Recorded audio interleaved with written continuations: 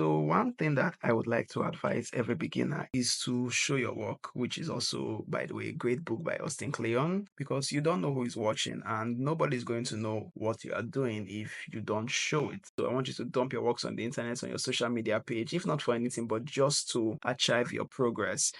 One of my biggest regrets is that most of my works before 2018, I never posted them. So there is a blank space in my Blender journey in the sense that I do not have my works between 2015 when I started Blender, 2015 or 2014 when I started Blender, and 2018. And it is very unfortunate because now I can't really track, or I can't really go through the nostalgia of seeing my progress all through the years. So you have the opportunity of being in a very social media focused world. Social media is highly focused right now. So as you are starting out, please be posting your works on the net. But however, I understand that there are some reasons why people would not want to post or be discouraged to post. And the first one is they feel like they are not good enough. That is a valid feeling, actually. However, we must understand that the word good is relative. It is relative to who we are comparing ourselves to. So if you are just comparing you as a beginner who just started learning Blender, you are comparing yourself to somebody who has spent 4 years in Blender, and most likely if you are a Nigerian here, you are a Nigerian, you know how it is with NEPA and all that. You are comparing yourself with someone in a first world country. Young man, you are going to be in a world of pain. So the only person that we must compare ourselves with, the only person we're in competition with, is our past selves. So make sure you are only comparing your works to what you have done before. That is a better way to look at it. And also, I feel like there is a need to point out that you don't necessarily need perfect expertise to get a job. I mean, I wasn't a what we call expert in the 3D field before I got my first animation job. And what I was doing before then was not even commercial projects. It was just Spider-Man and Iron Man and all this fancy fan art stuff. But somehow, yes, there is an element of luck, but luck is just opportunity meeting preparation. There were some things that I already had some of my works on my page, and it was true. Those works on my Instagram page that someone reached out to me, and so you never know what exactly will be the tipping point. You don't know what work is going to be the thing that prompts someone to reach out to you. So don't really look at expertise. Don't compare yourself with others. All that people that are hiring are looking for, especially the right people, not just those who just want to throw you into a corporate machine. The right people, what they are looking for is an attitude of continuous learning and growth. If you keep honing your craft and showing your progress, the rest will take care of itself. So if you are worried about being good, I think just having posting your works over there, just posting your work and seeing how you are constantly improving. Even I personally, when I am going through the works of people that I want to bring on board in projects, I usually go through their works and look for a pattern of growth. Just seeing that pattern of growth that, hey, this person did this today and they are doing this in a week, and in a year we see that this person's craft has improved just from where he started to where he is now. It is evidence that this person is a person that values continuous learning, and that is the most important feature of anybody that wants to hire you. Also, another thing again to also help you in feeling better in posting is just doing experimental projects. Instead of trying to create one big short film, how I was doing experimental projects back in the days that if I learned something new, like in Blender, there's something called geometry nodes that, because of the complexity, I didn't want to overwhelm you by putting that in the tutorial. But when I first learned and wrapped my head around the geometry nodes, I made a very simple grass field with geometry node, and then I just dropped in a character into that grass field and just did a camera movement finish. That was all that I did. The purpose of that scene was learning about geometry nodes, but I just tried to make a scene an experimental project based on that new feature of Blender that I've learned. So if you learn something new about Blender, like maybe a tutorial, you just picked up something new from a tutorial, you can create a small demo scene out of that tutorial, just 5 seconds or 10 seconds, just slapping one random TikTok music there for like or maybe your own personal music. It's free. These are just ways. It doesn't have to be like you don't have to create this perfect project yet when you're just starting out. So I hope that should be able to take off the feeling like your posts are not good enough. The advantage that you have now as a beginner is just seeing yourself rapidly improve from knowing nothing about the software to suddenly knowing a lot and being able to make things move in the software. Bro, tap yourself on the back. People don't know this thing. You are literally doing magic in some people's eyes. So I want you to still hold on to that wonder in your eyes and share your work. Feel free to share your work. Another thing that stops people from posting is being discouraged by the social media algorithm. Trust me, I've been there. I have, even as I am currently, I don't think I have many followers. I don't think I'm up to 1,000 followers, but I do have a very loyal following. And one thing that helped me to not get discouraged by the social media algorithm, treating your social media page as a portfolio or a dump site for your works. Think of it like a magazine of your works rather than prioritizing followers or people or buyers. And this is an advice that I usually give to small businesses when they are doing their social media marketing. Because back in the day, I mean, I don't know if it's still very valid now, but there was a period whereby the word content marketing was everywhere in the world, and every small business was like, I want to do content marketing. I want to do content marketing. And I started out as a graphic designer, so I did offer those services. And some of my clients were like, I want to do content marketing and all of that. And after a bit of research and some very wonderful, not very good experiences in the content marketing space, I did come to an hypothesis that I would always advise my small businesses, and I would tell them that this social media, rather than seeing it, because their concept of social media was that they will post something and somebody will DM them that they want to buy. And I will tell them that, listen, social media don't have that expectation that your social media is where they'll come to buy. Instead, change your mindset to seeing your social media page as a portfolio of your works, whereby if somebody hears about you outside, this is the place where they'll come and check you out to see, is this person legit? What does this person do? And then when they see a collection of your works and they are seeing a consistent number of works, and they are like, oh, this person is legit. So the social media page might end up being where they finally reach out to you, but it is not where the purchasing decision has to be made. So if you are a small artist who is just looking to break into the industry, and you are hoping that by posting on social media, all of a sudden your content is what will drive sales and all that, and make people to start messaging you to buy, it is possible, but it is not always the case. And during the period when it's not always the case, what are you going to use to keep yourself occupied? How do you keep yourself consistent? You need to treat your page as a magazine of your works, where if somebody hears about you outside, because conversations happen in rooms where you are not in about you. Who knows? If people are discussing about your work and somebody says, I know this guy does this animation stuff, really cool stuff, check his work out. And they send somebody your link, this person can view your link and be like, oh, this guy is cool, rather than you not posting because your last post did not bring you clients. Don't be discouraged by your last post being just 10 likes or 20 likes. Just dump your works on your page. Treat your page as a dump site, as a dump page. Okay. Another strategy to stop yourself from being discouraged by social media algorithms. When I was still having, I was very low on followers, like roughly 100, roughly 90 for it got to 100 followers and all of that. Social media game is rough. I came up with a game whereby I would try to make my post count higher than my follower count, because on Instagram specifically, there is a post, your post count is like the number that is directly next to your follower count, and then there's your following. So I was like, if instead of looking at that follower count, how do I make my post count to be more than my follower count? And then I began, trying to keep up and keep up. Eventually, it took care of itself, and the follower count went way higher than I could logically post. And when that, but there was a neat way for me to keep getting encouraged to continue posting, because now I had a new metric that I was looking at. So another metric, instead of looking at your likes and your followers, you can just look at, okay, fine, how do I make sure that my works on this page and my works on this page are more than my follower count. That's a game just to help yourself keep active.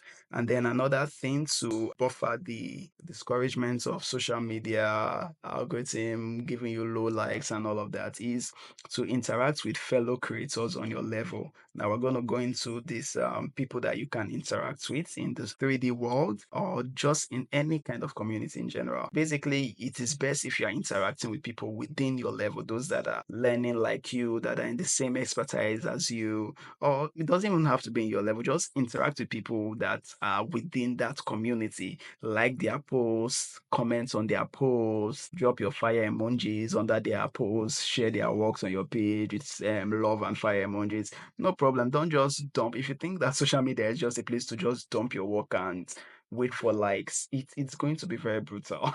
It's going to be very brutal. That is how it was before, but as it is currently right now, social media has been engineered to mostly prefer to people who are interactive, who are active, and your growth is mostly dependent on how people are sharing your works. So if you are not sharing other people's works and you're not interacting and you're not well known, you are not really going to grow that much. And this is why people who have shitty works end up having a lot of likes and a lot of followers. It's not the unfairness of the world. The world is not being unfair. It's just that they are working the way the social media was designed, which is that these people, they interact a lot. They message people a lot. I mean, I'm not saying you should spam, but be active. Just be active with the people there, because in the end, social media is made of people, and that is what makes life fun in general. People. After showing your work is not enough. Another thing you should also do is to join communities as well. It's not fun to be isolated just doing your work, and this is part of the reason why most of your social media stuff gets boring and frustrating, and you get tired. You feel like you're posting, but nothing is going on. Join communities. One good thing that I can vouch for Blender and most open source communities in general is that they are very, very welcoming to beginners. Now, this is a big deal because many communities, many art communities are very, very competitive. Especially the professional arts community, they are very competitive, they are very brutal, very harsh. They are very, I don't want to use the word elitist, but it happens a lot. So one thing I can say is that Blender community and in fact open source communities in general, they are very, very cool and very, very welcoming of people just coming into the ecosystem. So go ahead and join communities. This channel has its community, join them. Blender has a Reddit community, join the Reddit community, join Discord, join the Twitter, Instagram, just engage in the community, join the community, just see other people like you and see other people's works and be inspired by their stories. But in general, a way to make sure that this game is not lonely and it's not discouraging is to make sure that you are part of a community. And however, just being in a community, I talk a lot about socializing with people in the community, but when it comes to socialization, I think it's important to point out that there are three kinds of people that you can socialize with, not just in 3D community, but just in general, in life in general, when it comes to any field. And this set of people are the people ahead of you, the people at your level, and the people that you are ahead of. When it comes to people ahead of you, these are, I like to call them the big bosses in whatever field you're in. For example, now I look at someone like Blender Guru and like Andrew Price from Blender Guru. He is one of the apex in the Blender community. So you don't expect that you will go and DM him and you think that he's going to reply you. It's most likely not going to be possible unless it's by luck. It won't be possible. He probably receives thousands or millions of DMs a day. So one thing about interacting with people ahead of you, one, it is very difficult to interact with them. So if you are DMing them and they are not responding, or you are trying to socialize with them and they are not socializing, do not get offended. It's just the way the world works. They are so far ahead that they have too much attention on them. You can't just appear out of the blue. You can't just come and just hit them out of the blue like that and expect them to reply. So number one, you have to treat their DMs or their comment sections or whatever, treat their DMs with respect. You're free to like their post and maybe comment, fire emoji, but treat their DMs with respect. Don't just go in there with dumping shit. Don't just go in there and just dump crap. Or just go in there and say hi. You will not get a reply even from me that is a small creator. Just jumping in there and saying hi, it's kind of a gamble somewhat. The best way to interact with people ahead of you is to make sure that every and any interaction you have with them is detailed and meaningful. So for example, now if you are commenting on one of their posts and we want to make a comment there, the best way to get attention is not with posting fire emoji or love emoji or nice work boss or the Belender guru himself or whatever, all those hype man stuff. It won't get anywhere. Maybe they might like it, they might say thank you, but if you really want to stand out, don't drop a generic comment.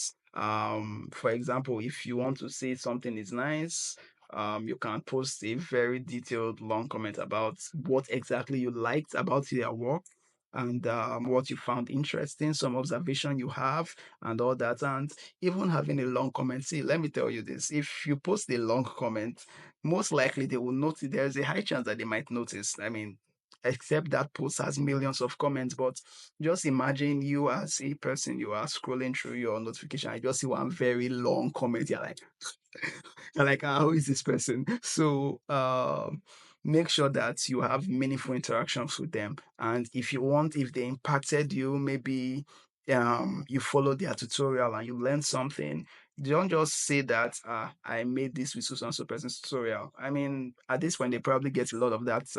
They probably get a lot of that. Um, DMs or get a lot of that tags on their posts.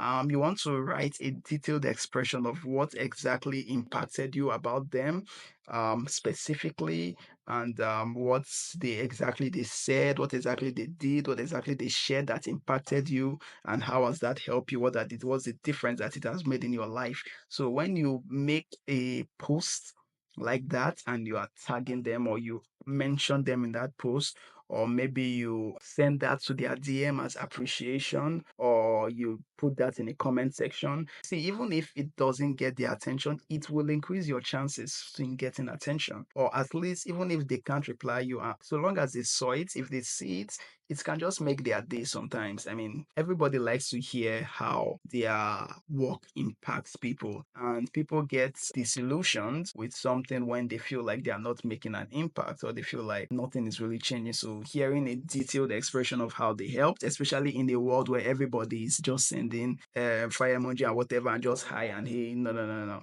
This kind of things stand out in any field at all, not just in 3D field, any field at all.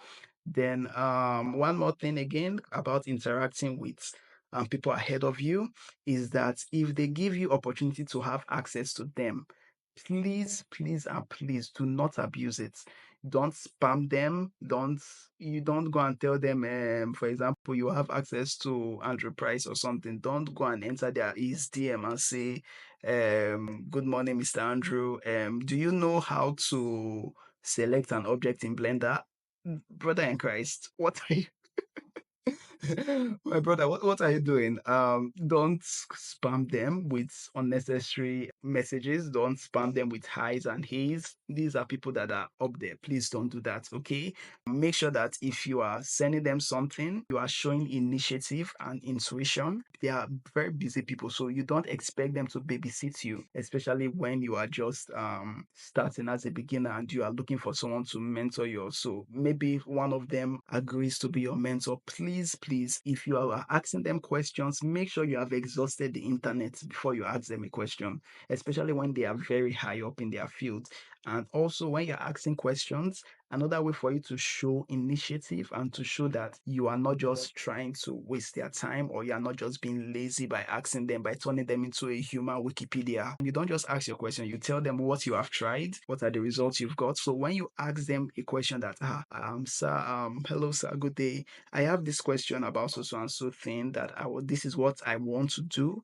This is what I have tried. This is what I searched on Google and they told me to do and I tried it, but it gave me this result and blah, blah, blah, blah. By the time you explain, in fact, sometimes once you have started explaining, you will find your answer sometimes just by trying to explain your question. But even if you haven't found the answer, when you send that kind of question to them, it gives them the idea that, oh, this person is actually really, really serious. So if you have access to any high level individual, make sure, again, make sure any interaction with them is a meaningful and detailed interaction. You are not just going there to spam hi or hey. Please don't.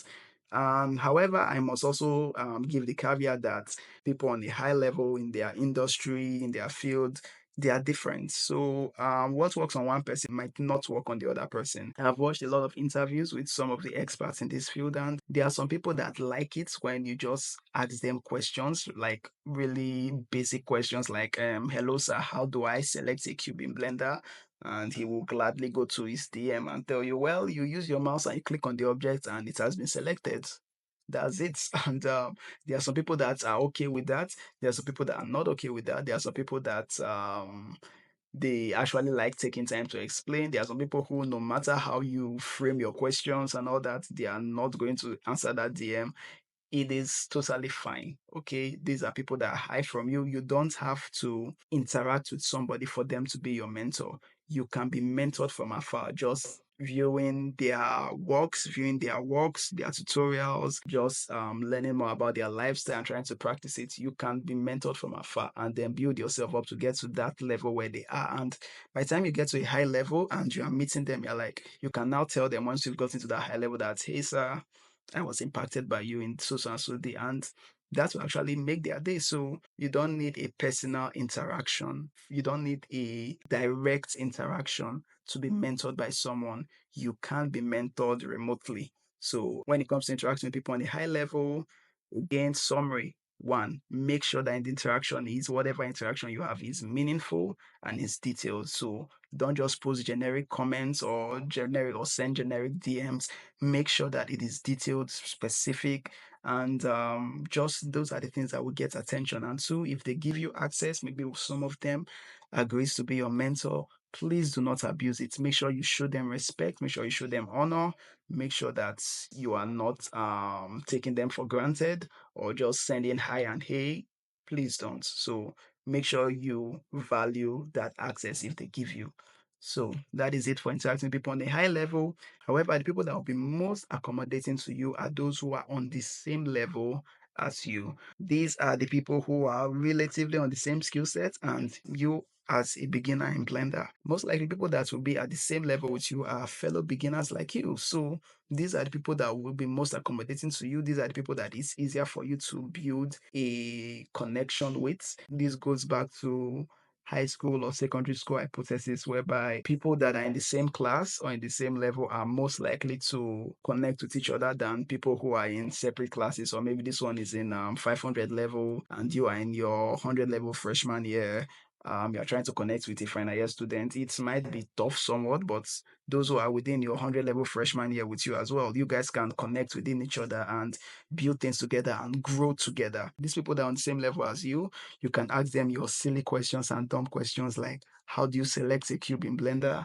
And they will gladly answer you because you guys are all on the same level. So they will gladly answer you. And most times, depending on your question, they might not say, I don't know. That's also a disadvantage. But another cool thing about interacting with people on your level is that you can challenge yourselves and you can grow together. That growing together is very, very important.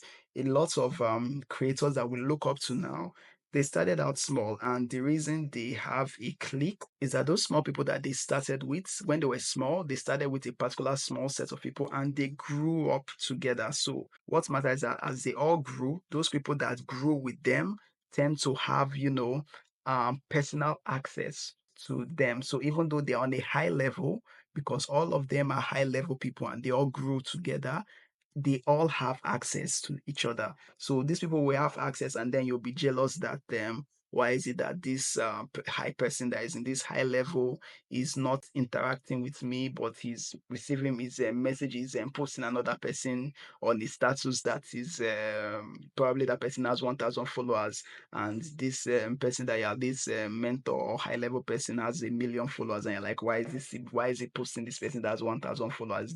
This person even has a private account. Self, what's going on? You don't know this, but you don't know how these people have connected, and these people might have started small as well. So if you interact with people on your level, who knows, when you guys are growing, all of you could become, high level people as well in your industry, could be at the top of your industry. And of course, you all are going to have personal access to each other, personal access that other people might not have. So those that are lower will not even be able to have that personal access, and they'll be jealous of it. Then another thing again is that those of you that are on the same level, please make sure you support each other's work. You can support each other's work, you can share each other's work. This complaint that you're having that I don't know why I keep using Andrew Price. He's the only one that is like top of mind right now, and he's the most popular blender creator. So come on. I mean, you are complaining that Andrew Price is not posting your work or your donuts that you made from his tutorial. He might not be able to post your donut, but your friend that is on the same level as you, who is a fellow beginner, will gladly post your donuts. So support each other's work, share each other's work, post each other's work on your stories, comment on each other's work, drop the fire emoji or the love emoji or the thumbs up emoji and the Italian hand emoji. Yeah, all of them. Post all of them, because the social media world is very hard and it can get really lonely. So, I mean, help each other out. Help each other out. So, to recap, make sure you interact with those on the same level. Don't just focus on those that are ahead of you and complain that nobody is interacting with my post, or nobody is interacting with me in the community, or I'm just alone. No, don't just interact with those at the high level, interact with those who are also on your level as well. And finally, the final set of people that you will meet in communities and that you can interact with are people you are ahead of, people on a lower level than you, people who, because whether I like it or not, at this point in time that you are in, if you have finished this course, you know more than a lot of people. Like I said, you are literally doing magic in some people's eyes. You are a magician, you're a wizard to some people. So they are those who are you are ahead of. So what you can do is to also interact with them. You can offer solutions, offer help to them. Maybe if they need some resources, you can share resources with them. Like, hey, they ask a question like, this YouTube channel can help. This is a channel that helped me. This is a channel that can help you as well. And if they ask you a question, maybe I know that back in the day there were some people that would ask me certain questions about there was a friend of mine that recently got into Blender, and he's an artist. He just jumped in and he was asking me a question about, okay, I'm not really sure about Blender. I'm following this donut tutorial, but I'm not sure exactly how to do so and so thing. And I was like, cool, no problem. Let's jump on the video call. And we jumped on the video call and we solved it. So, however, one thing that I note that I know is that interacting with those that are lower than you can be draining. So now you understand how it feels when you are interacting with those ahead of you. So it can be draining, because some of these guys, I understand, because from personal experience, I've seen some of these guys can be very, very demanding. And they can ask you questions from now till tomorrow and next tomorrow and the other tomorrow. And you're like, brother in Christ, what is it? Calm down, bros. It's too much. So if you meet all these kind of people and you want to avoid such kind of things, I mean, see, another way for you to still interact with those that you are ahead of, or those that are lower, those that are behind you, is to offer solutions to problems you have overcome already and make those solutions public. So an example of this is when I was learning game development, there were some tutorials that you will follow the tutorial. This is something that, again, 3D, we're lucky we don't have this problem in 3D, but in something like programming, you would follow these tutorials, and even following them step by step, you will have problem. Like, there will be an error, your code will not compile, something will break in your code. So there was always problems. And if you're a beginner, one of the biggest things is that you have a problem, but you don't even know what the problem is. So you don't even know what to ask on the internet. And if you don't know what to ask, you are kind of in soup. So we would mess a lot with a couple of things. Or maybe you as a beginner, because you've watched other tutorials, you can now say, oh, I've watched this tutorial before. Maybe I could take this knowledge in that tutorial and apply it to this tutorial, and maybe to fix the problem, and then you try it and oh, it finally works. So you will amalgamate separate tutorials together to find the problem of this one tutorial. And once you find that problem, so what I did was that once I found a problem and I was able to fix it, I would list out all the problems I had in that tutorial, and under each of the problem I will list out the solution. So and so not working, do this, do that, do that. This one not working, do this, do that. This one not working, do this, do that. This one not working, do this, do that. And then I will list all of that, and then I'll post it as a YouTube comment. And even till today, I still get like comments and likes on that comment. Like, bro, you are a lifesaver. We need more people like you in the world, like all this kind of stuff. Because I know that even though I've watched this tutorial and I have this problem, somebody else will come in the future to watch this tutorial, and also have this problem. So I feel like one thing that we as humans have is the responsibility to make the path easier for the next person, because where we are today is not by our own path, it is based on the work of generations behind us. I know myself, I have viewed tutorials and I have a problem. I go to the comment section and there is a good Samaritan that has made a post about that problem and how to fix it. So likewise, you yourself as a artist or as a creative or whatever you are going into in your field, if you are doing something and you know that there is a problem that you have encountered and you know that other people will encounter this problem, drop a comment of the solution out there. Just dump the solution there that I don't know who is seeing this. So even if it's a Reddit post to just say, I don't know who is going to see this, but even if this post is I know that this post or this solution is 5 years late, but I just recently had this problem and this was how I fixed it. But come just post it out there and just put some good karma in the world in general. So for the people you're ahead of, you want to make sure you make the path easier for them in the way that you can. You don't want to extend yourself too much. You don't want to sacrifice your own well-being for their sake, because nobody is a matter. Don't be a matter, but you want to make sure that you are just making the path easier. So if you've conquered the problem and you see that other people are going to have that same problem, you can just make a post about the solution that you did, that the solution that you had to that problem, or just make a reply to a YouTube comment and all that. So summary of this, there are three major people that you will meet in communities and people that you can interact with in an industry, which are the people that are ahead of you, people that are in the same level as you, and the people that you are ahead of. Each of these people are important people in your journey. So don't despise any one of them. Make sure you manage relationships with each and every one of them in general. So I've said a lot about showing your work and joining communities. One more thing I did not say about showing your work is, okay, how do you exactly make a content strategy that can be consistent, as a 3D artist or as a beginner in general, not just a 3D artist, any field at all, as a beginner, how do you present your work general? So one way is through edits and breakdowns. The thing is this, as a beginner, this edit thing will help you the most. Do you know why? Because most likely your works are not up to the high level of some of the experts in the field. So in this case, I can tell you that presentation, especially in social media, presentation matters more than the actual work.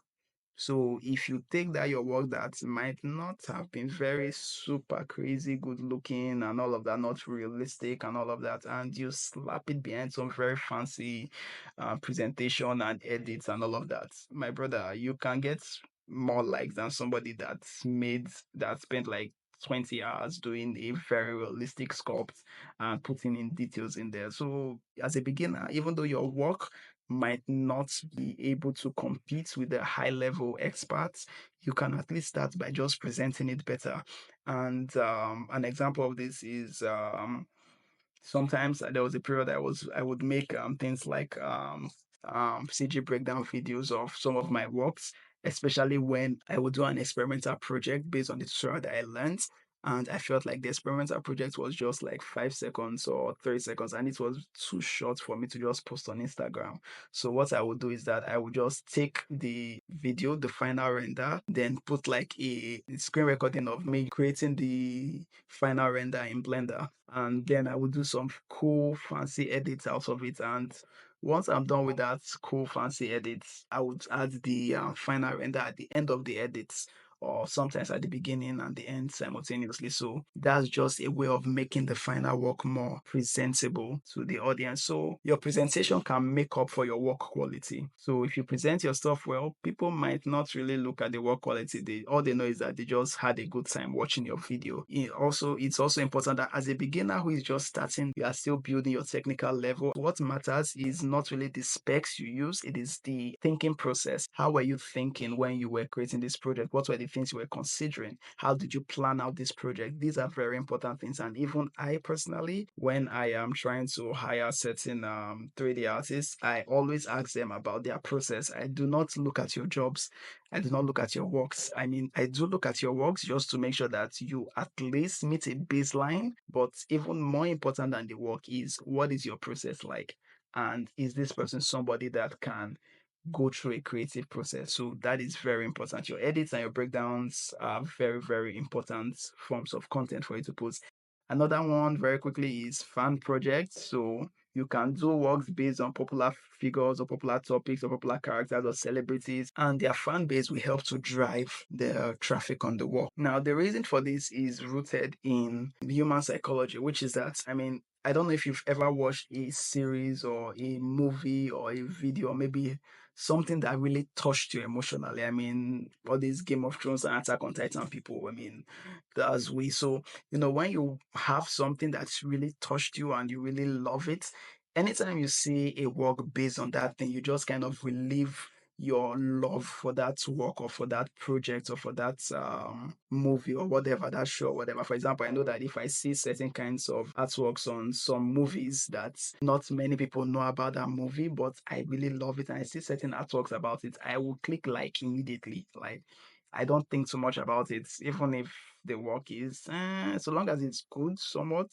always click like on it. So fan projects is another way of creating interesting content. I do have a colleague of mine that started out by creating content based on popular Nigerian musicians, and he grew from there. So you can create fan content, create for celebrities, public figures, or even public characters. Like I said, I started out with Spider-Man, Iron Man, and the rest. Although I don't think I got much traffic from there, but it's just something that, even if the traffic is not from them, the traffic can also be from you, because if you really love those products or those movies or those shows or those characters, creating something based on them is its own reward for you. So you don't just have to appeal to trends. So that is one thing as well.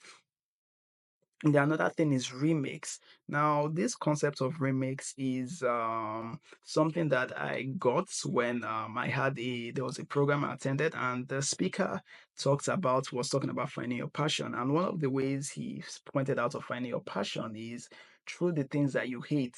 So truly, truly, the things that you notice problems in are usually a source of inspiration or a source of content for you. So sometimes you might notice this is why I say that this is how those that you are ahead of can be an advantage or can be a motivation for you, because you might see something that you can see that this thing would have been better if it had added this one or two elements, and but those elements that this work did not add is just bugging you, and it's bugging you, and it's pinning you. So once it's bugging you like that, you can go ahead and remake that stuff, but make it better. And sometimes sometimes you might even see like an advert by a certain brand, and you notice that this advert is not, like Gen Z will say, it's not giving. And you know that if you just added one or two things, it could have been better. You could have done a better job. See, if you have that motivation or that inkling, go ahead and remake that work, and even tag the brand as well. So these are ways of also getting content, and who knows, maybe it could drive traffic to you as well. Then finally, one more thing is fictional brand projects. So a friend of mine, he is currently a massive product animator. And how did he get into the product animation business or the product animation field?